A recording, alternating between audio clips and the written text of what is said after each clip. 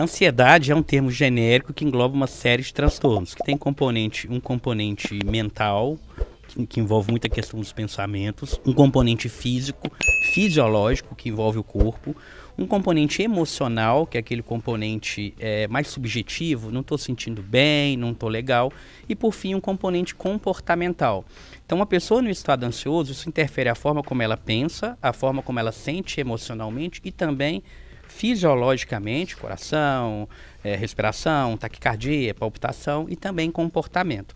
A depender do transtorno, pode predominar mais um quadro mental, por exemplo, transtorno de ansiedade generalizada, preocupações intensas, né? Eu tenho que viajar, tenho que arrumar mala, e se der errado, e se chover, será que o que eu estou fazendo é certo? Será que eu estou fazendo errado? O perfeccionismo que vocês falaram aí, a procrastinação, é um fenômeno muito mais mental do que corporal. Inclusive, o fato de se preocupar demais, ele meio que protege a pessoa dos sintomas físicos de curto prazo.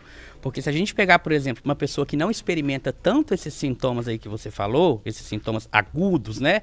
Taquicardia, coração acelerado, taquicardia, mas palpitação, sensação que o coração está saindo pela boca, tonteira, tremor, sensação de queimação. A pessoa com ansiedade generalizada, com essa ansiedade que é mais mental, ela não experimenta esses sintomas dessa forma, tão intenso.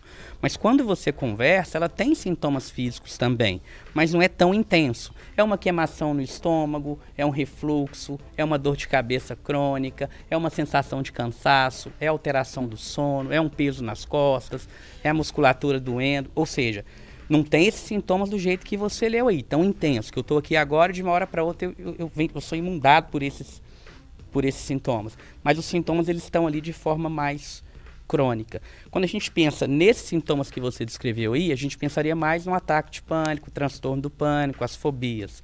Já a ansiedade mais mental está muito mais associado com a preocupação, transtorno de ansiedade generalizada, ansiedade de separação, o próprio transtorno obsessivo compulsivo, que hoje não entra mais nos transtornos de ansiedade, tem esse componente mental também.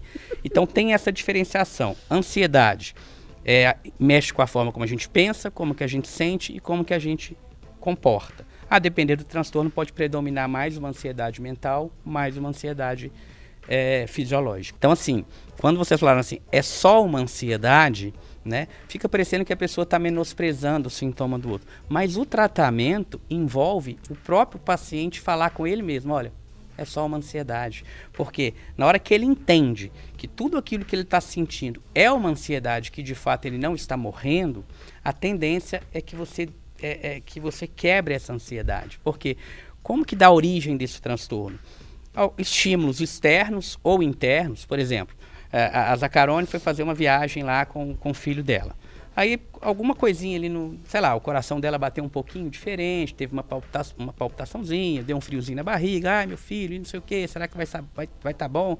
Será que não vai estar? Isso foi um estímulo, que ou pode ter vindo interno, ou mesmo o filho dela que falou, ai não vou mais, não sei o que, enfim, né? Gerou nela um grau de estresse. E aí ela tem uma resposta no corpo. Isso acontece com todo mundo, acontece comigo, com você, com todo mundo. Você tem um estímulo interno. Normalmente, na maioria das pessoas, ai, me deu um desconfortozinho aqui e tal, e isso já passa. No caso do ataque de pânico, que pode culminar depois com um transtorno de pânico, que tem diferença, a pessoa foca naquilo, e aí ela começa a ter um estado de apreensão muito grande, e ela foca no corpo, e ela cria o que a gente chama de interpretações catastróficas. Tanto uma catastrofização física do tipo, estou morrendo, estou tendo um derrame cerebral, vou infartar, ou seja, está catastrofizando algo físico, como também uma catastrofização mental. Estou enlouquecendo, estou perdendo o controle, medo. Tem pessoas que falam, estou achando que eu estou ficando psicótico, não estou vendo mais a realidade. Um sintoma que é descrito, né, despersonalização e desrealização. Despersonalização é uma estranheza de quem é a própria pessoa. Desrealização, uma estranheza do ambiente. Então a pessoa começa a interpretar de forma errônea os sintomas que ela está sentindo e também, tanto a questão física como a questão mental, de enlouquecer. E é essa interpretação todinha que está alimentando o transtorno. Quanto mais ela pensa que está morrendo, mais os sintomas se intensificam. Os sintomas se intensificam, só confirma que de fato ela está morrendo mesmo. E aí fica um ciclo, que é o que a gente chama de ansiedade da ansiedade. E quando a pessoa experimenta esse ataque de pânico por uma vez, é muito fácil ela desenvolver um medo de ter ataques. Então é o que a gente chama ansiedade de ansiedade. Ela fica com medo de ter ataque. Ai, vou lá, não interessa, mas e se eu tiver um ataque de pânico lá? Ai, vou lá na padaria, mas se eu tiver um ataque de pânico lá? Ai, vou num show, mas e se eu tiver um ataque de pânico lá? Então ela desenvolve o medo do medo. Ela tem um medo de ter ansiedade. E aí a vida toda começa a ficar comprometida.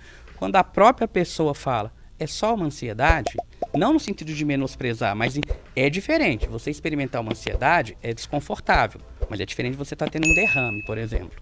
Então, quando o paciente consegue entender isso, meio que a ansiedade já vai lá embaixo. Isso foi parte do meu tratamento, doutora. respirar. Eu me lembro que a minha médica, na época, ela mencionou, ela falou, Rê, eu preciso que você reconheça o gatilho e os sintomas. E à medida que você reconhece os sintomas, identifica que da última vez foi isso que você teve, você foi ao hospital, fez os exames, você percebeu que não era nada, você tem que começar a trabalhar dentro da sua cabeça. Olha, é só uma crise de ansiedade nesse momento, eu vou focar em outra coisa, vou direcionar minha atenção para outra coisa. E, de fato, arrumar a casa é uma alternativa